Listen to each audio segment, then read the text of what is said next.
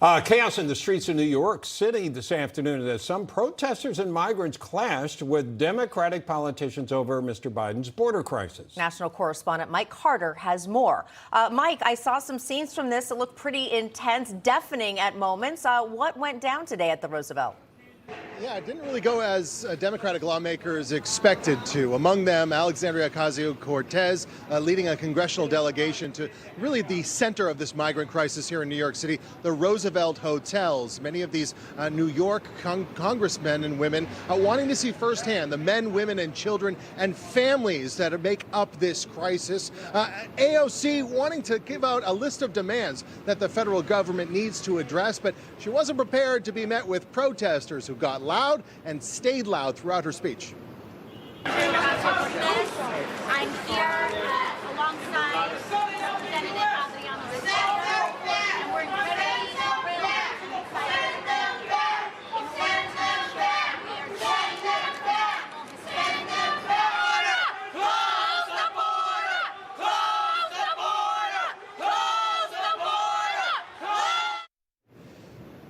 So there you have it. It's a chance of send them back and close the border as dozens of protesters really shouting down Democratic lawmakers here at the Roosevelt Hotel today. Some of those demands, though, from AOC, she says there are 3 points of consensus when it comes to this migrant crisis. The first being federal resources, more money coming into states and municipalities like New York City that are dealing with this issue. Secondly, she wants federal work authorization for these migrants, work waivers to allow migrants to be able to work in the cities and states that they end up in. And third, an extension of temporary protective status for migrants from Venezuela, who are currently the largest population arriving here in New York at the moment. Well, among those protesters here this morning was Raul Rivera. He's a constituent in AOC's district.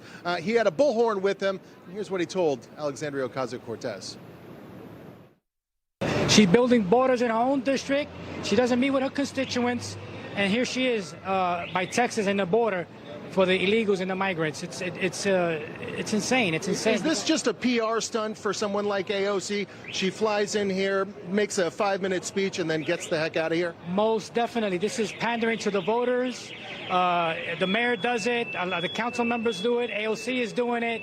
This is pandering to the voters, and they're failing the New Yorker and the citizens. We came here with love. We didn't come here with hatred. We want people to know that you can come into this country, but it has to be done correctly. All right, so all city agencies, according to Mayor Eric Adams, are going to have budget cuts.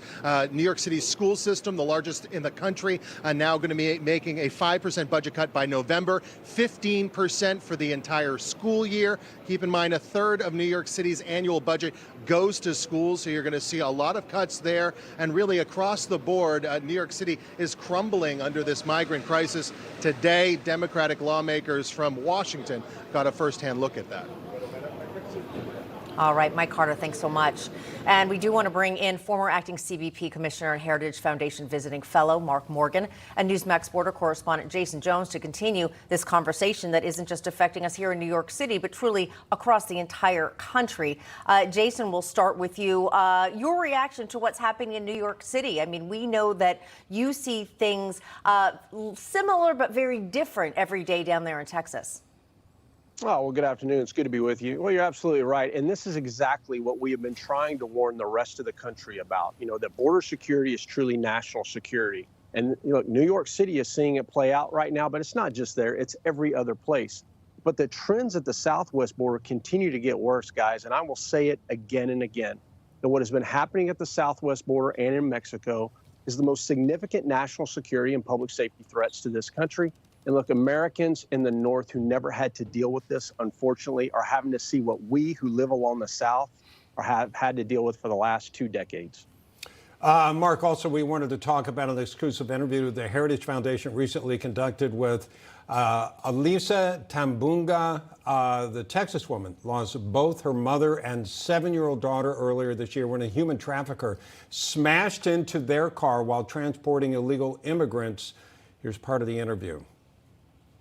It wasn't until I got to the scene that they told me it was my mom and Amelia. I remember hearing just sirens I remember hearing yelling.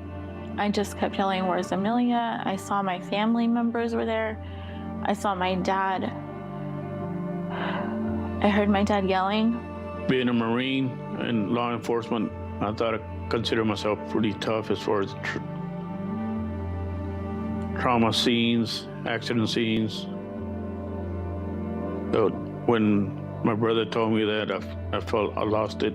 Just fell apart. I just kept asking where Amelia is, and they told me that she was gone. They just kept saying, she's gone, Lisa. And I'm like, gone where? She's not gone. Where is she? And I thought maybe she's in an ambulance, or maybe she's in that helicopter. I just need to find her. Oh my. Mark Morgan, your thoughts there, sir?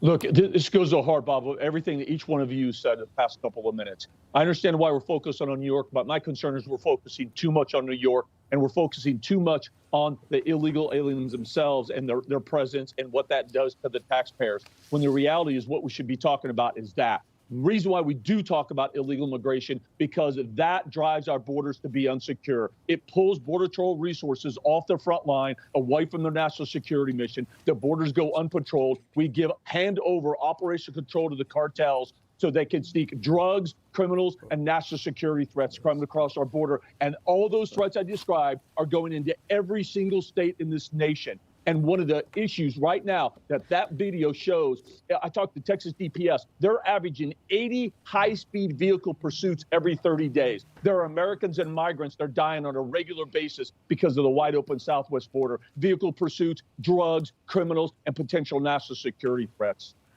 Yeah, you know, Jason, again, it's always amazing when you bring us your exclusive encounters as well. And you've seen things that most Americans would never even believe are happening. Tell us, has it gotten worse? Has it gotten better? Where do things stand based on what you're seeing with your own eyes every day? You're exactly right. Listen, we've never seen what we're seeing at the southwest border. And you have to remember, the reason we try to illuminate that every day is because that is going to impact the rest of this country at levels we've never seen. You know, in the North, I say it all the time, guys, you know, they feel the border mostly through fentanyl overdoses and through the poisonings of that deadly drug coming through the southwest border. But in the South, we've mostly felt it through the lens of human smuggling and now into this new part of trafficking and debt bondage. But, you know, when I hear these stories like this video that came out, it breaks my heart because it shouldn't happen. You know, we have to look at these smugglers through the lens of what they are. They don't operate in a silo, guys. You know, the same smuggler that will smuggle someone illegally into the country is the same smuggler who is running from law enforcement to get into a stash house. That's the same smuggler who will then sexually assault someone under their care, custody, and control and commit many other index crimes that are not discussed. So we've got a lot of challenges, but get ready. As porous as our border has become and as wide open, stories like what you just heard, this is just the beginning. This is exactly what the commissioner is talking about, and we have been trying to warn the American people was coming. You're going to hear a lot more of these in the coming future. All right, Jason Jones, Mark, thank you also, especially for bringing us what's going on down there at the border.